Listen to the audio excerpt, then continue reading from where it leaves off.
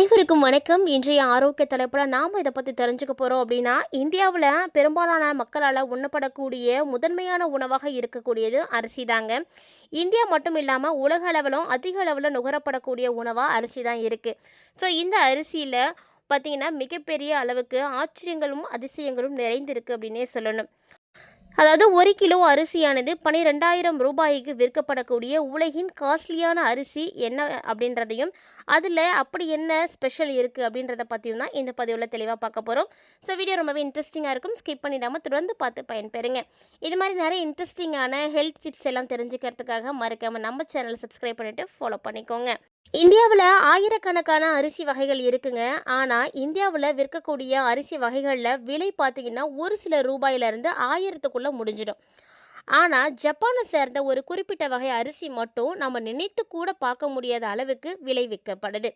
இந்த பதிவில் உலகில் விலை உயர்ந்த அரிசி வகை எது அப்படிங்கிறத பற்றியும், அந்த அரிசியில் ஏன் இவ்வளவு பெரிய ஸ்பெஷலானது இருக்குது, அந்த ஏன் உலகின் மிக விலையுயர்ந்த அரிசி வகையாக அது வந்து சொல்லப்படுது அப்படின்றதுக்கான காரணங்களையும் தான் நம்ம தெரிஞ்சுக்க போகிறோம். உலகின் மிகவும் விலை உயர்ந்த அரிசியாக கின்மியம் பிரீமியம் அரிசி தாங்க காணப்படுது. 2016ஆம் ஆண்டில் உலகின் மிக விலையுயர்ந்த அரிசி அப்படின்ற ஒரு பட்டத்தை கின்னஸ் உலக சாதனைகள் அமைப்பு இதுக்கு கொடுத்துருக்காங்க. 10 வருடங்களுக்கு முன்னாடி இதனுடைய விலை பார்த்தீங்கன்னா ஒரு கிலோவுக்கு டாலர் மதிப்பில் 109ஆக இருந்தது. சாதாரண வெள்ளை அரிசி ஒரு கிலோவுக்கு அதிகபட்சமாக டாலரில் 2 மட்டுமே வந்து விலையாக கொண்டிருக்கையில், இந்த கின்மியம் பிரீமியம் அரிசியினுடைய விலை மட்டும் ஒரு கிலோவிற்கு சுமார் டாலர் மதிப்பில் 122 வந்து இருக்குங்க. இந்திய நாணய மதிப்பில், அதாவது தற்போது இருக்கக்கூடிய இந்த 2026 ஆண்டினுடைய கணக்கின்படி பார்க்கும் பொழுது இதனுடைய விலை 12,000 ரூபாயாக வந்து காணப்படுது. ஸோ அப்படி இந்த அரிசியில் என்ன ஒரு ஸ்பெஷலானது இருக்குது அப்படின்றத நம்ம இப்போ பார்க்க போகிறோம். இந்த அரிசி ஜப்பானை சார்ந்த டொயோ ரைஸ் கார்ப்பரேஷன் நிறுவனத்தால் தயாரிக்கப்படக்கூடிய ஒரே காஸ்ட்லியான உணவுப் பொருளுங்க. இவங்க ஒரே ஒரு வகை பயிரை மட்டும் பயிரிடுறது கிடையாது. மாறாக ஜப்பான் முழுவதிலும் இருந்து தேர்ந்தெடுக்கப்பட்ட விருதுகளை வென்ற 5 வகையான அரிசிகளை ஒன்றா இணைத்து இதை வந்து உருவாக்குறாங்க. இதன் விளைவாக கிடைக்கக்கூடிய இந்த அரிசி உலகில் வேறு எந்த அரிசியும் இது மாதிரி இருக்கவே இருக்காது அப்படின்னு சொல்லப்படுது. உலகத்தில் வேறு எந்த அரிசியை விட இந்த அரிசிக்கு தாங்க அதிகமான இனிப்பு சுவையானது காணப்படுது. அது மட்டும் இல்லாமல் ரொம்ப மென்மையான தன்மையும் இருக்காம். சிறந்த நறுமணத்தோடு வந்து இருக்குது அப்படின்னு சொல்லப்படுது.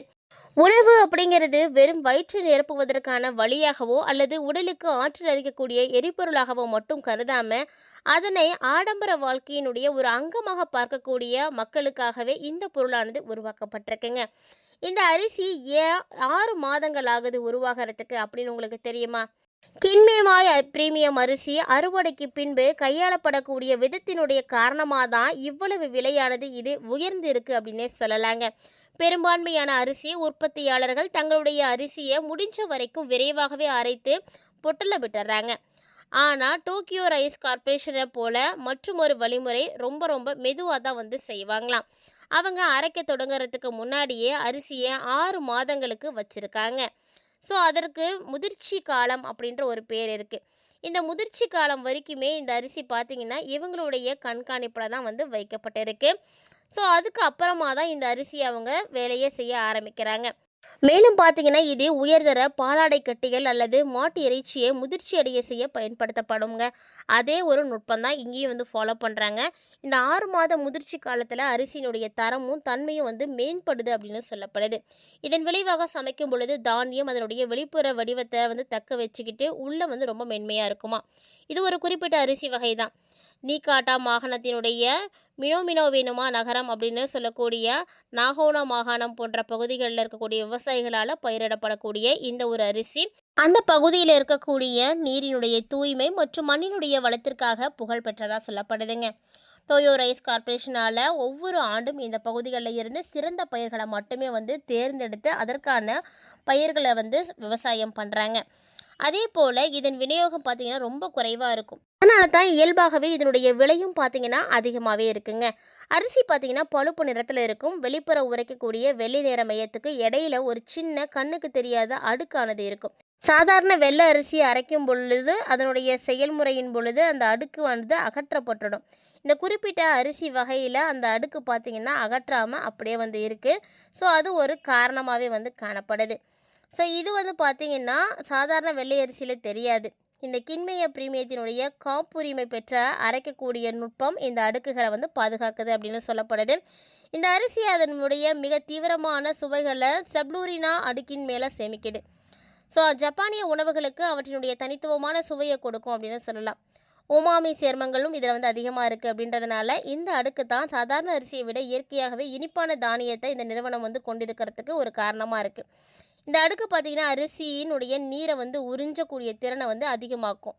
டொயோவோ ரைஸ் கார்ப்பரேஷன் தெரிவித்திருக்கு இந்த மாதிரியான விஷயங்களை. ஸோ இதனுடைய அர்த்தம் என்ன அப்படின்னு பார்த்தீங்கன்னா, இந்த அரிசியை சமைப்பதற்கு முன்னாடி நீங்கள் அதை கழுவ வேண்டிய அவசியமே கிடையாதான், கழுவ தேவையில்லை. இந்த அரிசியினுடைய சிறப்பம்சமே இதுதான். உயர்தர ஜப்பானிய அரிசி தொழில்நுட்பத்தினுடைய ஒரு தனித்துவமான பண்பாக வந்து பார்க்கப்படுறதுக்கு காரணமும் இதுதாங்க. அதிக விலைக்கு முக்கியமான காரணமே இதன் தொழிற்சாலையில் பயன்படுத்தக்கூடிய தொழில்நுட்பம் தான். வழக்கமாக அரிசி அரைக்கக்கூடிய செயல்முறையில் அதிக உராய்வானது ஏற்படும். ஸோ இந்த வெப்பம் தானியத்தில் இருக்கக்கூடிய ஊட்டச்சத்துக்களை வந்து பாதிப்படைஞ்சிடும். ஆனால் டோயோ ரைஸ் கார்ப்பரேஷன் தானியத்தில் மேற்பரப்பில் இருக்கக்கூடிய நீர்க்காப்பு மெழுகு அடுக்கு மட்டுமே வந்து மென்மையாக நீங்கும். ஸோ மெழுகு நீக்கும் செயல்முறையை வந்து கொண்டது. இந்த செயல்முறை ரொம்பவே நுட்பமானது அப்படின்னும், ஒவ்வொரு தானியத்திலும் உள்ள மெழுகினுடைய தடிமனை கண்டறியக்கூடிய வகையில் கண்டறிந்து இயந்திரங்களை அதில் வந்து பொருத்தி அதுக்கேற்ற மாதிரி வந்து அரைப்பாங்க. ஸோ இந்த இயந்திரங்கள் சப் அலூரின அடுக்கை வந்து பாதிப்படைய செய்கிறதே கிடையாது. அதனால தான் அரிசி அதிக ஊட்டச்சத்து நிறைந்ததாக வந்து காணப்படுது அப்படின்னு ஆய்வக பரிசோதனைகளின்படி கிண்மைய பிரீமியத்தினுடைய அரிசியானது ரொம்பவே சாதாரண அரிசியை விட 6 மடங்கு அதிக லிபோசாக்சைடுகள் இருப்பதாக வந்து நிரூபிக்கப்பட்டிருக்கு. ஸோ இதனால் மட்டும்தான் இந்த அரிசி இவ்வளவு விலையானது விற்கப்படுது அப்படின்னு சொல்லப்படுதுங்க. ஸோ மேலும் இந்த அரிசி பார்த்திங்கன்னா மனிதனுடைய உடலில் நோய் எதிர்ப்பு சக்தியை வந்து அதிகரிக்கிறதுக்கு உதவியாக இருக்குது. ஸோ இயற்கையாகவே நோய் எதிர்ப்பு சக்தியை அதிகரிக்கக்கூடிய தன்மை பெற்றதுனால இந்த அரிசிக்கு இவ்வளவு தன்மைகளும் இவ்வளவு விலையும் இருக்குது அப்படின்னு சொல்லப்படுது. ஸோ பொதுவாக நம்முடைய உடலுக்கு ஆற்றலும் சக்தியும் கொடுப்பதோடு மட்டும் இல்லாமல் நல்ல ஒரு நோய் எதிர்ப்பு சக்தியும் கொடுக்கணும். அதுக்காக தான் நம்ம உணவுப் பொருட்களை வந்து எடுத்துக்கிறோம். அப்படியே அரிசியில் சாதாரணமாக கார்போஹைட்ரேட்டுகள் மட்டுமே நிறைந்திருக்கு அப்படின்னு சொல்லக்கூடிய வகையில் இருக்கிறதுல இந்த அரிசியில் பார்த்திங்கன்னா இவ்வளவு சத்துக்கள் இருக்குது. ஸோ அதனால தான் உலகினுடைய மிக விலை உயர்ந்த அரிசியாக இந்த அரிசியானது பார்க்கப்படுது. பிரீமியத்தினுடைய அரிசி வகைகளை நீங்கள் பார்த்துருக்கீங்களா அப்படின்றத மறக்காம வந்து கமெண்ட் பண்ணுங்கள். இந்திய நாட்டில் பல்வேறு வகையான அரிசி வகைகள் இருந்தாலுமே கூட இவ்வளவு விலை உயர்வான அரிசி எதுவுமே கிடையாது அப்படின்னு தான் சொல்லணும். ஸோ இந்த அரிசிக்கான ரகசியம் என்ன அப்படின்றத கண்டிப்பாக தெரிஞ்சுட்டு இருப்பீங்கன்னு நினைக்கிறேன். இந்த வீடியோ உங்களுக்கு பிடிச்சிருந்தது அப்படின்னா லைக் பண்ணி ஷேர் பண்ணுங்கள், மறக்காமல் கமெண்ட் பண்ணுங்கள். இது மாதிரி ஒவ்வொரு பொருளில் இருக்கக்கூடிய சுவாரஸ்யமான ரகசியங்களை பற்றி தெரிஞ்சுக்கணும் அப்படின்னு நீங்கள் நினைக்கிறீங்கன்னா மறக்காமல் நம்ம சேனலை சப்ஸ்கிரைப் பண்ணிவிட்டு ஃபாலோ பண்ணிக்கோங்க. உணவு முறைகளில் நீங்கள் மாற்றங்கள் கொண்டு வரும்போது மட்டும்தான் உடலில் ஆரோக்கியம் அப்படின்றது மேம்பட ஆரம்பிக்கும். ஸோ நல்ல உணவுகளை தேர்ந்தெடுத்து சாப்பிடுங்க, நலமோடு வாழ்வோம். மேலும் இது போன்ற ஆரோக்கியம் சார்ந்த தகவல்களோட மற்றும் தலைப்பில் சந்திக்கலாம்.